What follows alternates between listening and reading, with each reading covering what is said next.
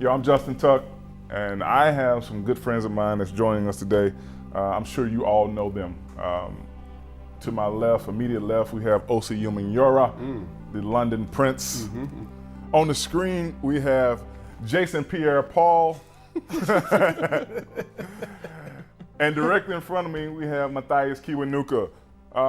Let's just jump right into it. What made this group special? Number one, we were all some very good players, number one. And then on top of that, the competition was intense. And we just knew that we had a bunch of very good players. And they say iron sharpens iron. I believe that's the truth. For me, what made that group, or our group so special, man, was the guys in the room. You got Tuck, you got Kiwi, you got Chris Canty, you got Rocky Bernard, all those guys that not here right now made it that much special. And then we went through the trenches together, man. That run that we had, can't nobody beat us. You know what I'm saying? And we shared a true brotherhood. That's what made it special for me. You know what I'm saying? Everybody was individually confident in their abilities of their own. You know what I mean? Like, you had your move, you had your move, you had your move. Like, everybody had their go-to move that they would do on the field. But at the same time, like, we're always in there learning from each other. Like, I was like, hey, what was that thing you just did right there? Where you did, you know what I mean? Like, we were pushing each other because we were a little arrogant. You know what I'm saying? In ourselves. Like when you walk in that door after you had your couple sacks in that game, you know what I'm saying? You couldn't nobody tell you nothing. You know, you walk in there like that, and everybody was looking for that feeling every week. One game I know everybody wants to talk about. You know, we had got to ourselves in a predicament where we literally had to win. I think the last 3 games of the season. I think, and the first one happened to be Dallas, down in Dallas. The Giants and Cowboys engaged in a dogfight with 2 head-to-head meetings to go. Obviously, it's a big rivalry game, Dallas versus New York. We're down there. We had all said how we hate the Cowboys and so on and so forth. What do you remember about that game? The energy. I just knew if I go hard, extra hard, then we at least got a chance. You know what I'm saying? It wasn't no prep. I ain't prep nothing. You know what I'm saying? I just see ball, go get ball. See ball, get ball. Spot on. Romo takes the snap. He's under pressure, avoids the sack. It's tripped up, knocked into the end zone, and he goes down. Jason Pierre-Paul, relentless effort there. You're going against one of the premier left tackles in the league, a must-win game. That's the things that you want to always show up and be your best on, and that night you was your best. And we don't win that game without you. What's your best block play? You got somebody that can rise up, make the play? It's called individual effort. Snap is good again. Kick on its way, and it's blocked! Blocked by the Giants, and it bounds into the end zone and through the back of the end zone, and the Giants will win it. Is it Jason Pierre-Paul? He's done everything else tonight. There he is. Yep, Jason Pierre-Paul, JPP. I went over, and it was like a little crease. I just put my hand up, and that was a block. And then, you know, I had to say, I did that. And the New York Giants have saved their season. Individual rose up. Let's dive in a little bit about, you know, why we're here. Obviously, you know, the playoffs. And I know we as a team kind of got in playoff mode early. We had to go down to Dallas. We had to come back here and beat the Jets. And then we had Dallas coming back here, you know, the last game of the season where we literally had to win all 3 of those games to get in. Now, I know, you know, everyone knows the Dallas game. Dallas game was a JPP game. But then, you know, we come here and the Jets, Rex Ryan had kind of put carpet over our Super Bowl trophies. David Dill, you know, is going through the locker room cussing people out because, you know, he didn't think we were mad enough. You know, Kiwi, what do you remember from that whole week of the Jets? I feel like the sentiment for me in that time period was just like, it wasn't over. Like, we still had a whole lot left in the tank. We had a lot to prove, but we had to go out there and do it. But once the ball would start rolling, once one person would make a play, then another person would make a play, that was all it ever really took. And, like, you know, obviously, Jets game, we're going to do that. Victor Cruz, the 99-yard touchdown pass. Manning back to throw. Throws one to the right, completes it to the right for a first down, and running out of a tackle down the right sideline is Victor Cruz. Chased by Smith, hurdles over him, to the 30, to the 20, to the 10, to the 5, touchdown Giants, 99 yards! The Bradshaw running over, I forget the safety's name, in the end zone. And up Bradshaw, he's gonna run right through a tackle to the 10-5, dagger shot, touchdown Giants. just a dominant play from the D-line as far as the pressure we put on that quarterback all day. Sanchez back. Pumps. Under pressure. He's going to get sacked. Ball's loose. They dive on it at the 39. Giants say they have it, and they do. Sanchez takes the snap.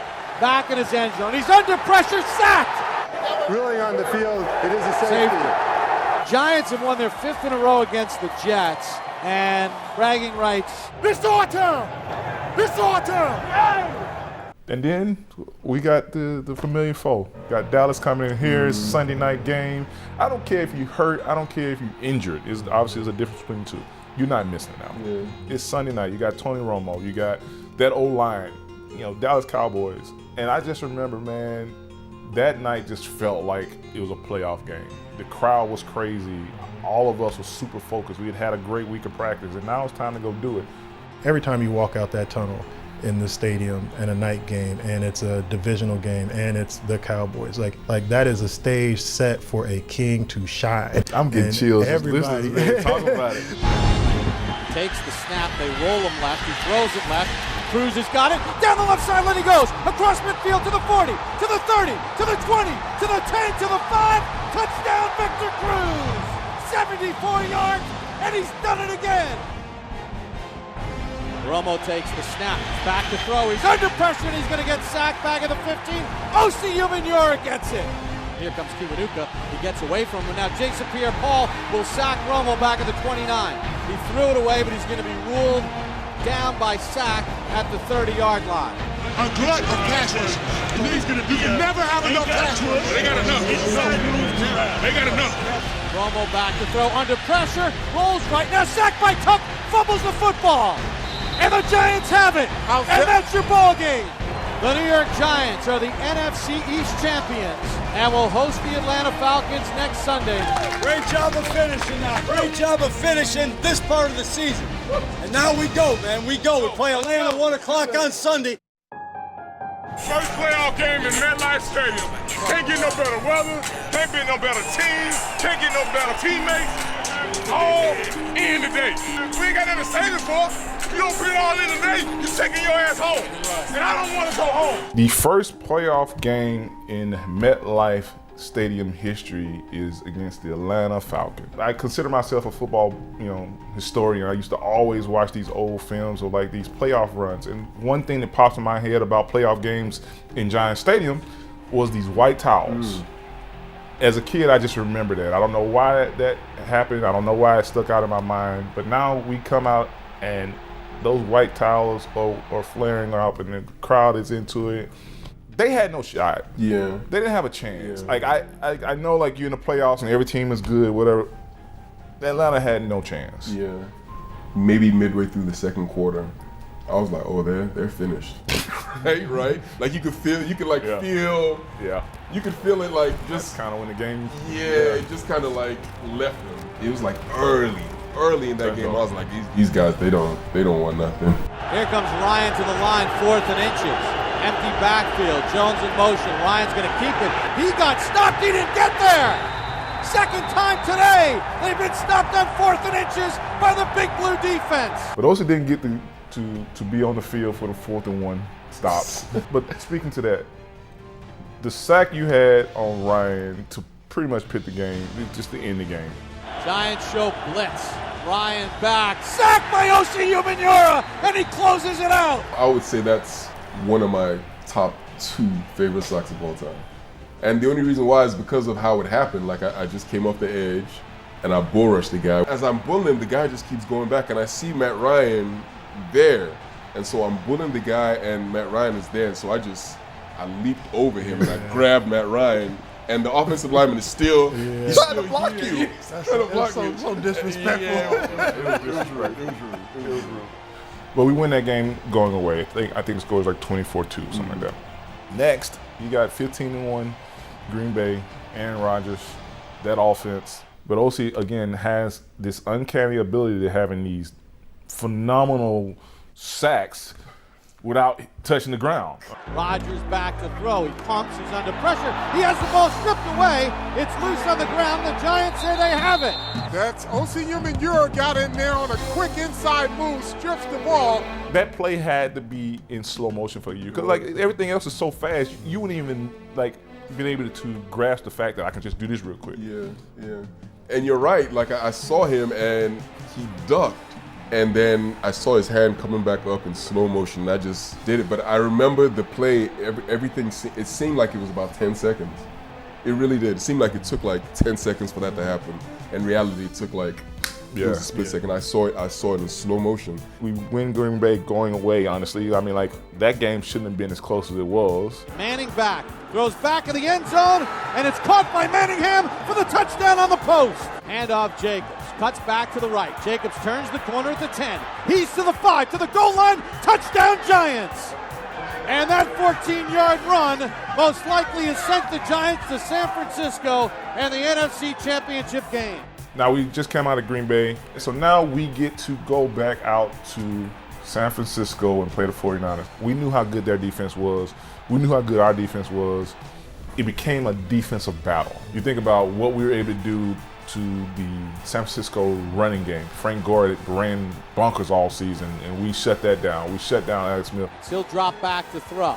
Looking for a wheel route left. He's in trouble, and he's going to get sacked by Pierre-Paul. And Justin Tuck is back to throw. He sets in the pocket. He's under pressure. Sacked by Matthias Kiwanuka back at the 25-yard line. When I think back on that game, that was the most physical, toughest game I've ever played. And if you think about that game, right, you think about Eli literally getting pummeled all game. Yeah. Manning back to throw. He's under pressure again. And now he's going to get planted and sacked from behind by Aldon Smith. And like anytime you get these defensive battles, it's like we knew if we just gave Eli that one moment, that one something to get us over the hump, we felt like our offense was going to make a play before their offense did. Yeah. Manning back to throw. He zips one to the left to the end zone. Touchdown Giants. Mario Manningham. You know, we were playing our best ball at the right time. Everybody was contributing, right? It just seemed like every week we knew that we can count on 11 guys being in the right place and doing the right things. Weatherford takes the snap. Boots one, returnable for Williams from his own 20. Lost the ball, and the Giants say they have it, and they do! Field goal! Field goal! Can the Giants now finish the deal? We're going to be all right. We're going to be all right. We're going to be all right. We're good. From 31 yards to put the Giants in the Super Bowl against the Patriots. Snap is low. Kick on its way. It's got the distance, and it is good! And Lawrence Tynes has done it again. He's kicked the Giants to the second Super Bowl in 4 years. Congratulations, Giants. We're going to the big one again. 1, 2, 3. New York Giants football is on the air from high atop Lucas Oil Stadium in Indianapolis. It's the New York Football Giants and the New England Patriots, Super Bowl 46. I'm mad at y'all won it today. I got a ring. Chris, you ain't got one. You don't know what it feel like. Rock, you ain't got one. You don't know what it feel like. Limber, you ain't got one. You don't know what it feel like. Boss, you ain't got one. You don't know what it feel like. I'm telling you right now, it's the best feeling in the world. We're flying into this Super Bowl smooth sailing for us from a mental standpoint. Now, you know, obviously the outside world is saying Brady's going to have an answer for you guys because he knows how y'all won the game in 07, right? The pass rush, the D-line being able to get to him and so on and so forth. What do you remember from that week as far as like just from the preparation standpoint? Going into this game, I felt like we were better than them. I do. Right? Well, like, you know what I mean? Like, I felt like we were the better team, and I felt like we were going to I said, we're going to win this game. Like, to me, it just felt so much different than it did in 07. It was like a 180-degree thing. I knew, like, I had so much confidence in us, all the things we had been through, and then just looking at that team, I felt like we were the better team. This was more about like a personal vindication, like being there with the team in this moment, because that first Super Bowl, I missed that first Super Bowl. So I didn't feel like I was part of it. When I got to Indianapolis, where I'm from, I felt finally like I could put this chapter of my life away. Like I had made it to the Super Bowl, I had physically stepped on the field, I had played, and I had helped my team accomplish a goal. So I was grateful for that. I was looking at our matchups, our D-line versus their O-line, our linebackers versus their running backs, our secondary versus their team. I felt super confident. And plus, I think for me, it was even more on a coaching standpoint because I'd seen what Coughlin had done and his coaching staff had done. Because Belichick has always been the guy who has the master, king piece or whatever you want to call it. He didn't have it against Coach Coughlin, so that eased my mind too. 3:46 to go, one timeout and the 2-minute warning. We've seen something like this before, haven't we? Yes, we have. This is still a Cruz and Nick's game. Make them go to Manningham. That throw to Mario Manningham. Manning out of the shotgun set, and he's back to throw. Climbs the pocket, deep ball down the left sideline, and it's going to be caught. Was he inbounds? Yes! Manningham on the sideline. And obviously, AB Fofo falls in the end zone. And off Bradshaw, he runs up the middle, and he falls into the end zone for the touchdown. He thought about stopping. I was so excited to step back on that football field because we want to be the ones to end it, right? The reason why. Brady's back. Brady's under pressure. Brady's chased. Brady heaves one down the middle of the field into the end zone. A jump ball, and it's incomplete. And the ball game's over. And the Giants have won Super Bowl 46. And when we win this thing, right?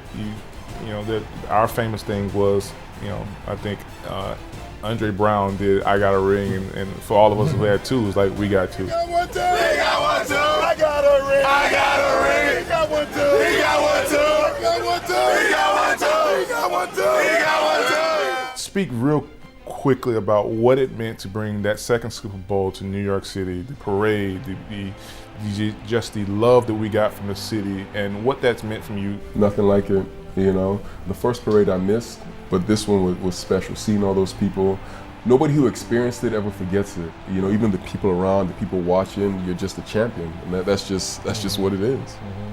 I can truly say, man, winning the Super Bowl with your brothers is everything, and that's the feeling that you will always have. If it wasn't even because of that Super Bowl, we wouldn't even be having this talk right now.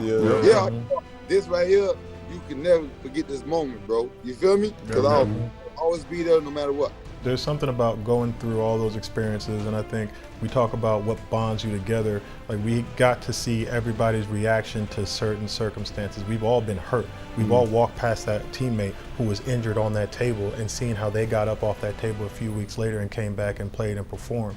So being a part of that is extremely special to me. It's something that not everybody in the world experiences in their lifetime, So definitely grateful for it. We'll forever be grateful, and it's a big part of my life. It is an absolute honor to put on that blue jersey and come out here every Sunday and lay it on the line. You see these guys behind me? They make it very easy for me to be a captain because I know for a fact every Sunday they come out here, they all in. That's why we can say we're number one in the world. In the world.